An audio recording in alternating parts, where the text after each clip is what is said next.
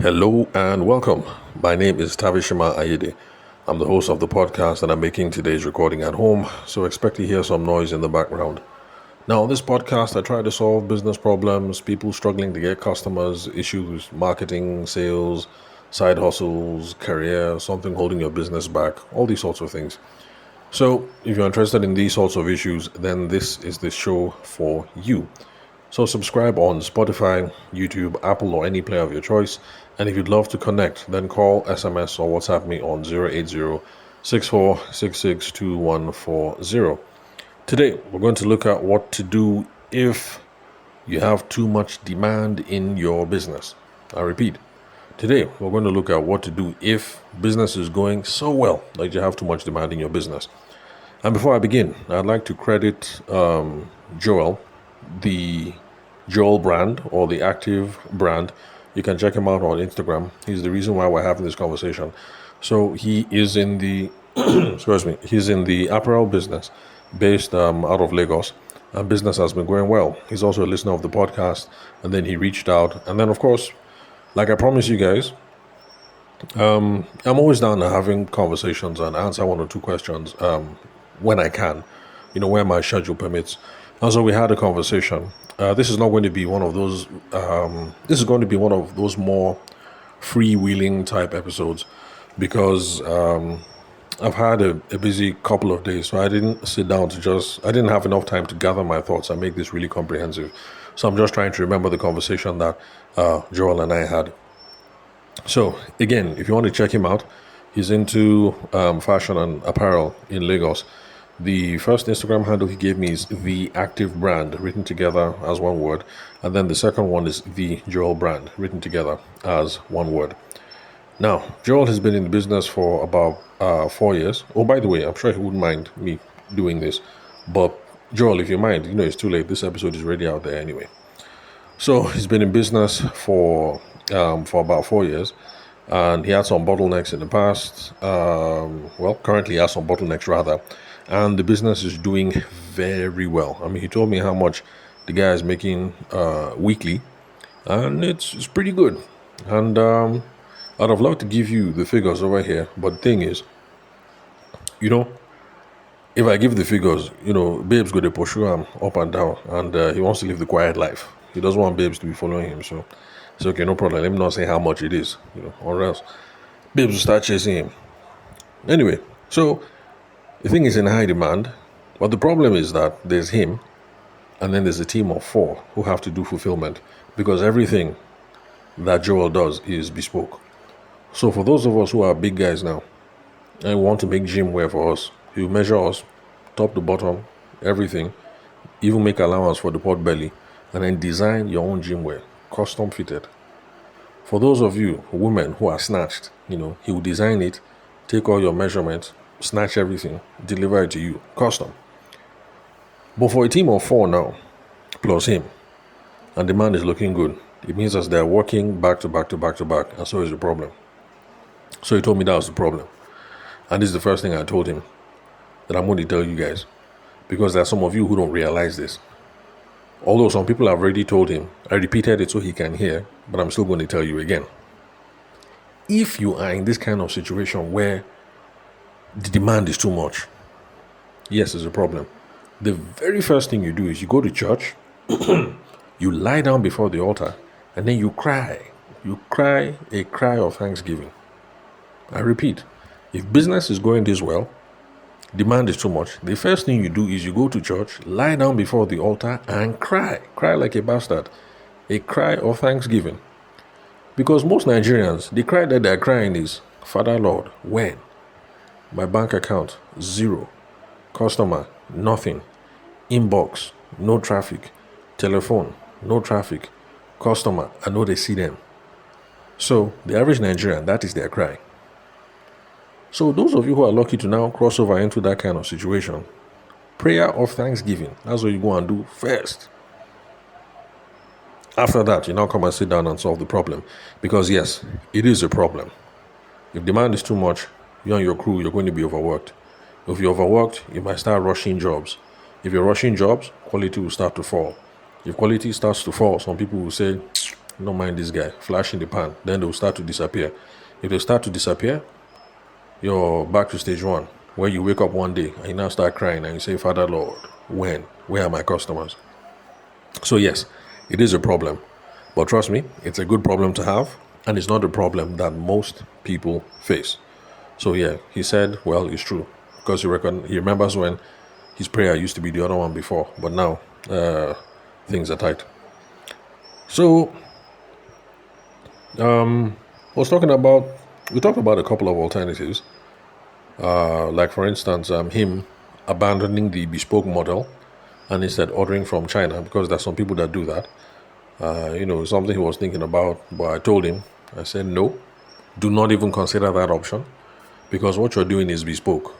And you're either bespoke or you're mass market. Do not be doing some mass market kind moves and then pretend that you're bespoke. These things can backfire. It will take a while, but people will find out, and it's hard to recover from that kind of thing. So I told him, just pick a lane, either do mass market or do bespoke. And based on the figures that he told me, and based on how much is retailing each item, each short knicker, each shirt, each everything, I told him, I think bespoke is the way to go. Just continue this bespoke something.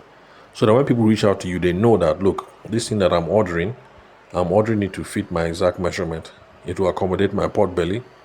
It will accommodate my big head. It will accommodate my long hand. As in, whatever your problem is, it will accommodate you. So like for women, if you're size 8 up, but then down, you're size 16, all those wonderful figures, it will accommodate you. So I told him, I think that's the way to go. Oh, by the way, I don't know if that's a realistic thing to have a woman that is size 8 up and then size 16 down. I don't even know what the size is, so I'm just saying anyhow. So just in case those of you in fashion say that that's unrealistic, don't mind me, I'm just making stuff up. So I told him, stick to bespoke. That's what people like you for. That's why people F with you. That's why people are doing business with you, because you're bespoke. And it's something that I can understand, really, because for me, my arms are, I think, like 1 inch longer. So I've always had issues. Back when we're doing, back in my undergraduate degree in OAU, studying law, and then law school, and then all of that was always an issue. So what I used to do was, I would just dress up, I'll now roll my sleeve, I go to form like bad boy. It's not as if I was doing bad boy. The problem was just that sleeves are too short for me. If I get the one that the sleeves match, the shirt will now be too big. So I just used to form as if, I'm a hard guy. Meanwhile, I'm not a hard guy. So that's how I got through. Undergraduate. Then by the time you now get to law school, where you have to wear coat, you have to wear suit on top, I was like, okay, problem solved. I'll roll my sleeve. I'll roll my sleeve under the suit, and I'll come and wear suit on top. Problem solved. But then by the time, by the time I got to Aberdeen, my wife, then my girlfriend, she was like, this is not a problem now. In this part of the world, they make shirts, plus 2 inches. I said, really? She said, yes, now. So I went to Marks and Spencer, and lo and behold, I saw it there. Shirt, normal shirt, and then if you just look a few shelves and say plus 2 inches, I said, okay, problem solved. I now started wearing plus 2 inches. But the thing is, I'm back now in Nigeria, and in Nigeria, there's no plus 2 inches. So if you see me wearing a proper shirt and my sleeves are folded, it's because my hands are too long. So it's not like I'm forming bad guy. I'm not a bad guy. My sleeves are just too short. So I have to roll them. So, I'll look cool. I'll look like I'm forming gangster. So there's a market for this kind of stuff. So I wanted to know what to do, basically. So we're just fooling around, coming up with a couple of options. Now, traditionally, this is what you do when demand is high. Number one is you increase production capacity. If you can produce 40 a week, but the demand is 60 a week, you say, increase production capacity, which is what he wants to do ultimately. But the problem is, this is a bespoke business. So, before you bring some new boys on board, you guys train them properly so that quality won't drop. Because sometimes the problem with increasing production capacity is, you just go out, you hire anybody, and then, quality begins to slip. So, yes, he will increase production capacity, but what to do in the meantime to bridge the gap? So, number one, increase production capacity. Then number two, raise price. This is the idea behind raising price. For those of us who studied in secondary school in Niger, you remember when they taught us economics and they taught us demand and supply curve. You just draw that line up, you draw the line down, then you now draw something that looks like a funny, like a camel's hump. And then they'll try and show you how when the price is low, everybody go to rush them. They'll be rushing your stuff. Now, as the price is going up, the number of people that are buying your stuff will be reducing. So that is what do they call it again, sir? Please, those of you who study economics, I beg, don't be annoyed if I give the wrong name. I think, is it price elasticity or something? Price elasticity curve or something like that. I can't remember. It was a long time ago. I hope my economics teacher is not listening. Anyway, I got an A in the course back then. That's all that matters. So that's the theory. Now, if you want to curtail demand, raise the price. The higher your prices are, the less people go to rush you. And then the good thing about this, and this is also another thing that they taught us in economics back then. See, those of you who say, oh, what they teach us in school is not practical, is not useful, rubbish. Everything they teach us in school is practical and useful. The thing is, you're a dunce and you're not paying attention. So now that you're old, you cannot see how all the things they were telling us back then were relevant. All you people that go around saying education has lost its value, something, that's absolute rubbish. The problem is you're a dunce. Admit it. Sorry, I shouldn't be calling anybody a dunce. Education is valuable, sure, that's what I'm saying. So, when you raise price, demand will go down. It now creates another effect. What was this thing called again? I can't remember. Something about optimizing price. But the thing is this. As you raise the price and demand goes down, it reaches an optimum point, an ideal point where even though you have lower customers, you actually are making more money than before because per head, per one, you're now collecting more money. So let's say before you were charging 100 naira and you had 100 customers. So, okay, I should have written this on paper. Let me not betray my ignorance now. So 100 naira, 100 customers, is that multiplying? You know what? Let me not show my lack of math skills yet. But you get the point. So you can be doing 100 naira and have 100 customers. Or you can raise the price to 200 naira and then maybe only 20 customers disappear. You find out, my guess is, if you do this rough math, you find out that you might be making more money doubling the price and having less customers than keeping the price low and having plenty of customers. So that is also another thing he can do, which is raise the price. It will curtail demand. And then he told me that he has already raised the price before, and he told me how much he had raised it. It wasn't too big, but like from 15k to, was it 14k to 22k or something like that? That's the first time he raised the price on some of these small items. He's not that affordable, don't be deceived. He has different things, shirt, short knicker, everything. So on the lower price items. So he told me how much he raised the price. And I said, did anything change? He said, no. I said, wow. So you know what that means? In fact, those of you listening, do you know what that means? Normally, when you raise price, there's something called attrition. Attrition means that, people will just disappear, as in people will fade. Like take, for instance, me. Back in the day, when me and wifey were enjoying the single life, when we were engaged, before we got married now, as in we like to flex. Even into our marriage itself, before the children came, we used to like to eat shawarma and misbehave anyhow. But back then, shawarma was, affordable. 300 naira for shawarma, 400 naira, The price would be going up, 500, 800. As the price is going up, the number of shawarma me and my wife will be eating will be going down. But now that shawarma has entered 3k, 4k, it depends. Some places, 5k, 6k for one shawarma. I say, I beg, you should hold yourself. How can I be eating one shawarma 5k? Am I mad? If I eat one shawarma 5k, wifey eats one shawarma 5k, by the time I add drinks on top, and as in just basically on these small chops, that's how 20k will just miss. I said, So anyway, as the price has gone up, the demand for shawarma has gone down. So it's like that. Where was I? Attrition. Yes, that's what I was trying to. So there has now been attrition in shawarma. So back when shawarma was 200k, sorry, 200k. Back when shawarma was 200 naira, 300 naira, 400, maybe 500 naira. Plenty of people are eating shawarma, but the price has gone high. 3k, 5k, depending on where you go. So there's now attrition. Some people have now less. Some people have now missed. Some people have now disappeared because the cost is high. Those people disappearing, that is what we call attrition. So if you raise your price and there's no attrition, what that means is the quality of your product or your service is so high and so good that as you've increased the price now and people didn't disappear, it means that there's still room for you to raise the price even more. It means that your quality is top notch. I prefer to look at it that way. Some people will say, that means that your product is dead cheap. For me, I prefer to look at it the other way and say the quality is top notch. Because if you say your product is dead cheap, it will sound somehow that you double the price and people didn't disappear.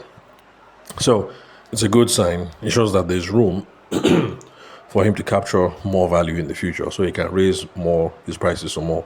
But of course, I told him that this thing has to be properly planned, because by the time you raise, let's say January you raise price, March you raise price, September you raise price, some people will just disappear just based on the principle like, look guy, you're taking a mickey, you can't be disrespecting us like that.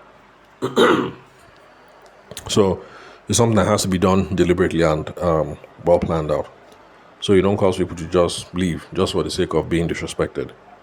So there's room for raising prices in the future.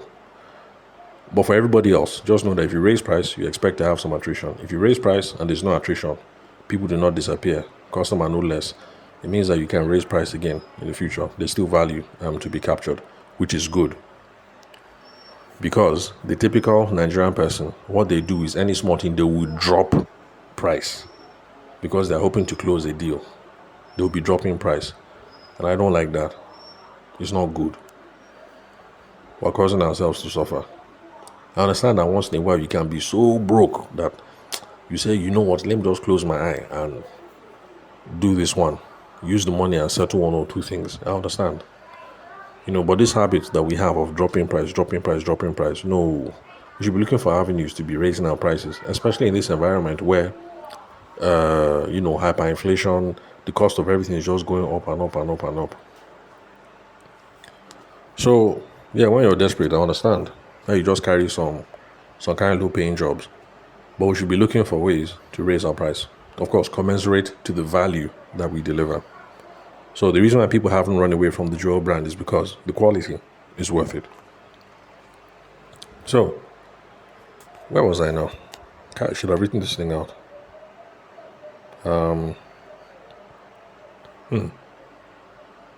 Okay, I guess I was just trying to show how, in his own case, there's room for him to raise the price. So that's option 2. Number 1, increase production capacity. That's what we're going to do in the long term. So, excuse me. Then in the short term, what to do? Raise price.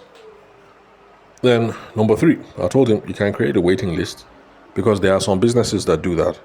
Like for instance, I can't remember if it's Bentley or Rolls-Royce. There's one of these companies that the waiting list is like 3 years. 3 years. So the people understand that, this car, I don't think it's Bentley. I mean, is it Rolls-Royce? I think it's Silver Spirit, the Rolls-Royce Silver Spirit. I think that's the one that has waiting list of like 3 years. So the quality is so high. Well, I don't know. I've never driven in a Rolls-Royce, but I hear that the quality is so high. The thing is so top-notch that people don't mind. They'll say, take my money now in 2025. No problem. I'll collect the car in 2029. It's not a problem. I will wait. So there's some people that are up for it, so long as you let them know. Now, he was afraid of creating waiting lists to turn some people away, but sometimes, it's the best of the best of a worse situation. Like, you're already under stress anyway, so you have to figure out something that we need to do. And I think that was the only part of the conversation I didn't like, that I wasn't able to give him an answer, a clear answer on what he ought to do right now. But these are some of the options that we raised. I had to run quickly because, we had a meeting, but at least I put out the major ideas. So another option is to create a waiting list, so long as you set the expectation, because there are some people that's how it is. They'll say, okay, thank you very much. for your order, but sorry, right now there's a bit of a backlog. So instead of fulfillment being 1 week like we normally do, your order will be ready in 12 days. Are you okay with that? He said, okay, yes, I'm okay. All right, thank you very much, sir. We'll send you a receipt and blah, blah, blah, and that whole whatever. But you let people know there's a waiting list. Then we also spoke about expectation setting. You could change the text. Anyway, he wants to make sure that he delivers on time. I think right now he wants to deliver within, is it 4 days? I'll be 5 days. So, I was thinking, if you tweak your Instagram handle and you put it there that delivery is 12 days, I really don't think that's a problem. But, I'm an outsider. He was trying to show how within that industry, it might be a problem. I was trying to say that when people want to buy gym clothes, that they actually need it like yesterday. That if a babe shows up and say, I beg, do you have this gym wear for babes that are size 8 up and then size 26 down? The reason why she's asking is because she wants to go to the gym this Saturday and tomorrow, and today is Monday, that kind of thing. So he said that would be a problem. He's a specialist in his own business. I am only a specialist when it comes to the sales process. So, I don't know everything. So I guess that's a problem. But it's one thing you might consider if you are in a situation like his and your industry allows, just look for ways to set expectations with the customer. When you're having a chat with them, you start the conversation off that way. And I told him, when you're on the phone with people, start off conversation the right way. Thank you very much. We're glad that you're looking at the Joe brand. Based on what we've discussed, definitely we can sort you out. We can make this sort of thing for you, blah, blah, blah. I can assure it'll be the best. However, bros, no vex. Right now, we are, how did I say it again? Did I say this high demand, I'll be production? I can't remember. But the thing is, you want to say this in a way that's not going to, you won't sound as if you're feeling big. Because if you sound like you're feeling big, you don't need their money, people feel disrespected. So I have to look for a nice way to say it. I should have written this thing down. But there's a nice way to say it, Sha. But the thing is, you always tell it from their own perspective. That because of X, Y, Z, we love to give our customers the best. I want to make sure that every single thing is bespoke. I don't want these boys to rush. I want to make sure that we take time and that we do our job properly. And so because of that, and the production constraints that we're having right now, instead of 4 days, this thing is going to take us 9 days. Are you cool with that? The person that says, I'm cool with it, then you collect the money. You set expectations, so no problem. The person that says they're not cool with it, well, anyhow for do. Like I said, we're just trying to consider the best of all possible bad alternatives. So ultimately, Joel says he's going to increase production. He already told me about the plans, how he's going to get more machines and, hire more people and stuff like that. So it's just a matter of what to do in the meantime. But I just thought it was a really, really interesting conversation. And I wanted to share the general gist of what went on because there are some of you right now who are at the low point in your business and you can't even possibly conceive that a time will come when you will be overworked. I just want to let you know that it does happen. It does happen. And when that does happen to you, just always remember that is a good problem to have. The first thing you should do, you should be very, very grateful and you should thank God.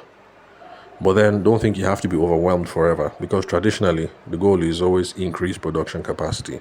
And so people have always tried to produce and produce more. But just know that there are other things that you can fiddle with as well. You can raise price. That will curtail demand. It will also make your profits go up. Then you can also create a waiting list. There are some businesses that do that. There's a waiting list. Like high-end salons, for instance, in America, they do that. So let's say I'm a hairstylist and my name is ZDP, for instance. And maybe I'm the best. I do, dreadlocks or whatever. And everybody knows that when you come to Washington, D.C., that ZDP is the very guy for dreadlocks. If I'm the guy, I'm the guy. You call me, I'll say, sure, no problem. I have an opening in 6 weeks' time on September 12th. Are you cool with that? So there's some businesses that they run like that. So high-end people that make hair in America, That's just how it is. And I hear that some of that culture has even entered Abuja too. That there's some kind of hairstylists that if you need them, it will be on her own terms, not on your own terms. You won't say, "Madam, when are you free?" It's a matter of you call Madam and say, "Madam, when do you have a booking?" Then you will now plan your life around her own booking. I know some of you are saying, "God, when?" Yeah, don't worry. With hard work, prayer, and some dedication, we will all get there. Where we're the one that's calling the shots, where the customers are saying, "Bros, are you free?" They're now trying to align with your schedule. No, we'll get there. We'll get there.